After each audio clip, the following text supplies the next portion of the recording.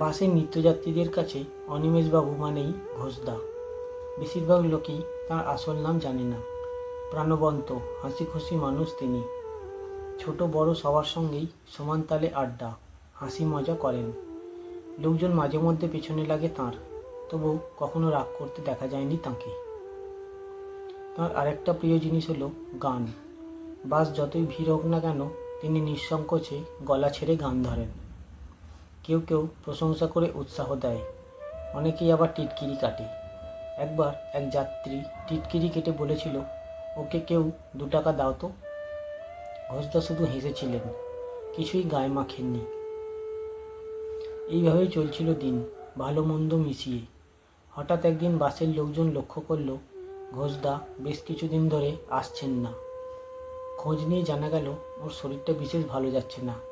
ওর ছেলে বলেছে voluntary retirement নিয়ে নিতে। তাই অনিচ্ছা সত্ত্বেও একরকম বাধ্য হয়ে ভলেন্টিয়ারি রিটায়ারমেন্টের আবেদন করেছেন তিনি। বাসের সবাই মন খারাপ করে ফেলল। ভিড় বাসে গান নিয়ে টিটকিরি করলেও মানুষ হিসেবে তিনি সকলের কাছেই প্রিয় ছিলেন। আরও প্রায় মাসখানেক পর বাসে আবার দেখা মিলল ঘোষদার। আগের মতোই খোশ মেজাজে, মুখে হাসি। আজ তাঁর অফিস থেকে অবসর নেওয়ার দিন।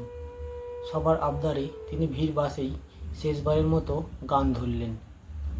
এই কথাটি মনে রেখো, তোমাদের এই হাসি খেলায় আমি যে গান গেয়েছিলাম, জীর্ণ পাতা ঝরার বেলায়।